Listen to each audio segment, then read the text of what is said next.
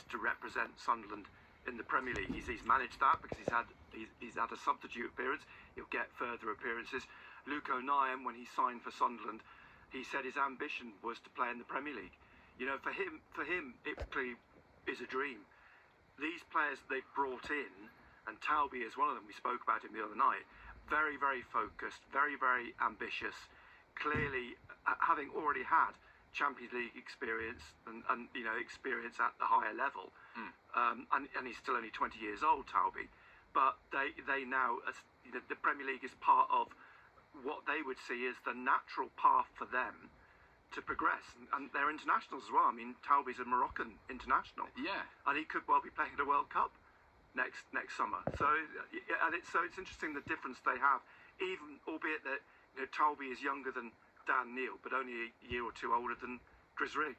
Yes, Marco, was it when you were coming through? Was it a dream to play in the top tier, or did you always have a little bit more perspective and think I'm going to get to the highest level I possibly can, and I'll know what that is when I get there?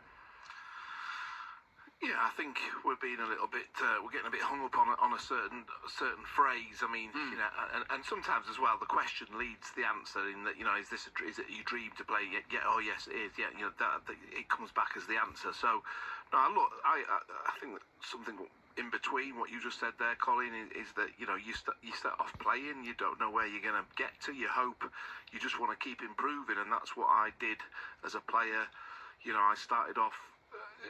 You know, it was no academies and things, schools football, county football, you know, then broke into the York City's youth team while I was still at school and things like that. You just go to the next milestone is what you're looking to do.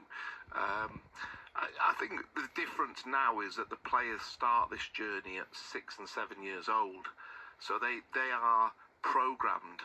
They are, you know, totally focused on one thing. You know, they give up a lot of the things that other young people do in their, you know, younger and teenage years especially. So I think that's why, you know, it's maybe not a dream. It's more a goal. It's a goal that a target that they're aiming for, and you know that they're on the way up. And you know, once you get to the level where you've, you know, as many of our new signings had, they've played 100, 150 games in a maybe not the top 4 leagues in Europe, but they've played in the top league in their country, or you know, a few different clubs.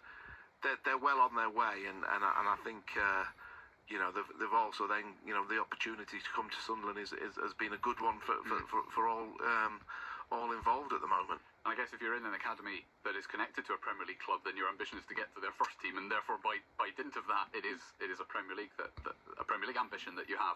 We will return to Newcastle United shortly. I'm very conscious that they have a Champions League game that kicks off in half an hour's time. We will have live commentary of that one with Razor and Ando. You asked Chris Rigg one more question, didn't you, Barry? Well, about the Premier League, is, you know, obvious question: is it tough? I think it's the toughest league in the world.